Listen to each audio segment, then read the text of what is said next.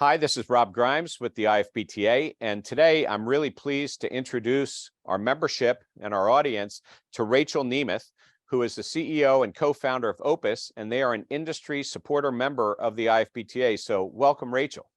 Thanks for having me. Yeah. It's funny because sometimes technology or regulations get in the way of technology, but one of the unintended consequences of COVID is that a lot of barriers actually went down. So for instance, the ability to deliver alcohol in places that said never went down.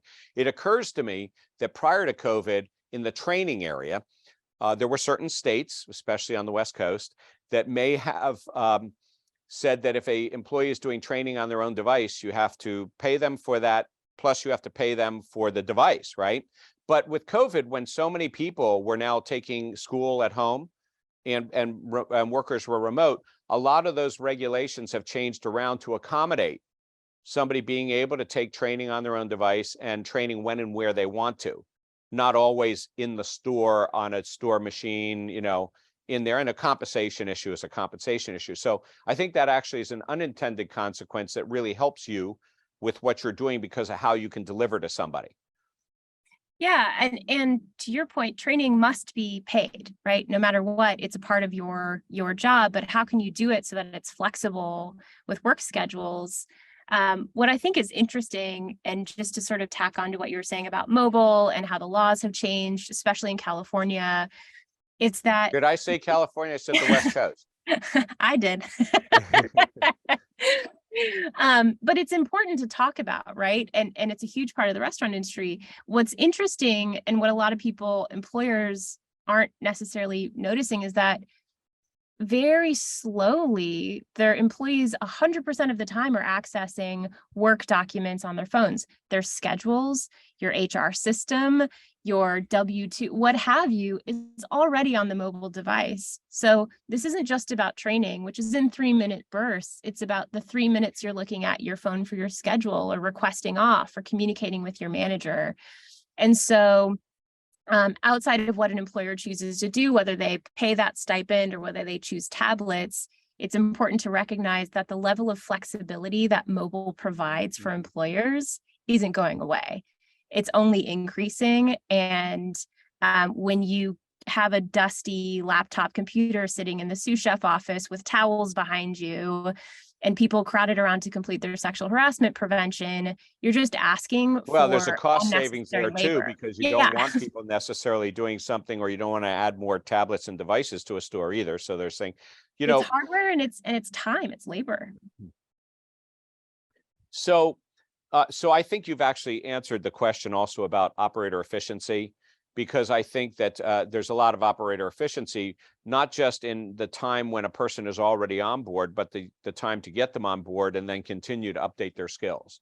Yeah. And there's a cost savings, actually efficiency as well there in training devices, delivery, how you put them together as well. Just a question: when somebody's taking training using your product, are you actually tracking the time as well, the statistics? What are the statistics behind the scene that you then can actually help the operator to operate better? I was actually about to ask you, are you capturing those statistics in order to know how to pay them? But it occurs to me, actually, there's a lot more information behind the scenes that you're probably collecting that will help them to provide better training, be more efficient. Yeah, and let's talk about the things that have not changed in the last 2 decades, which is the need for high output and low labor costs is the same, right? Sales per labor hour is the key metric that employers are looking at when it comes to their front line, no matter what your operation may be, QSR, FSR, what have you. So that's where the efficiency lies. But the question is, how do you increase that output? Well, the ROI that you need to show with training that historically has never been able to be shown, right, is how do you actually maximize the time that somebody's on the floor and learning. So here's what I think is interesting about what we're doing and what we decided to do at Opus is we said, okay, cool. There's micro training apps out there that train you for 3 minutes, but we also know that that's not the only place that training's happening. It's happening in that shoulder to shoulder moment, right? When On the Jody, job, the shift lead, absolutely. on the job is critical. That's how you and I both learned in the industry. Everyone has. How do we capture that data and actually understand that this shift lead could actually be a manager one day because she killed it. She did a great job. So at Opus, we really think about the high level metric here for operators is how are we helping you reduce sales per labor hour? But the underlying metrics center on the data on the session time, but also capturing the data around skill verification. How are you ensuring that the shoulder to shoulder training is working? Mhm. Yeah. So, okay, so I got that. So just sort of let's pretend we're not talking about Opus for a minute. Sure. I mean, you see a lot of this. What is your definition of good training?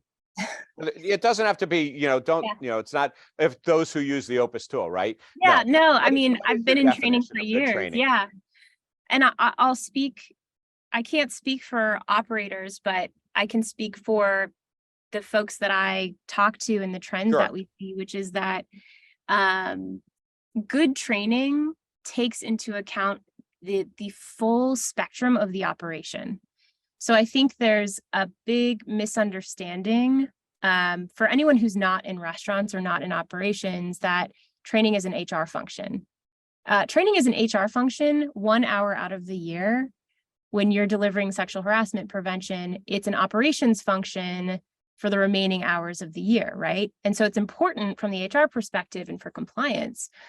But good training is something that really speaks to the entire employee life cycle.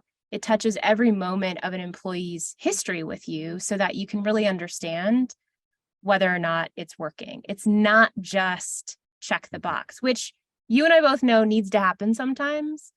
But the majority of it is the mushy stuff that you can't quite Yeah. get from a green check. The other thing I would say that makes for good training is a word I keep using, which is it's unacceptable to have training that's inaccessible. So having any sort of training, I don't care what technology you choose, if you choose technology at all, I've seen plenty of people crack training without software. We greatly appreciate what you're doing for the IFBTA and our tech camps and certification. I know we're going to do some new rounds, and it's been a good delivery tool for us. So we are experiencing ourselves as a customer, so to speak, and a user of it.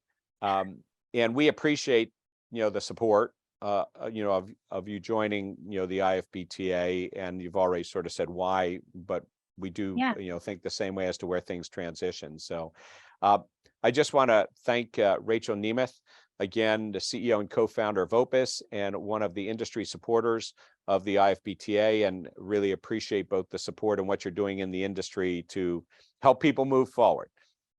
Thank you so much, Rob. It's been a pleasure, and we're just enormous fans of what you're building at IFBTA. It's been incredible to be a part of this community and excited about what the future holds.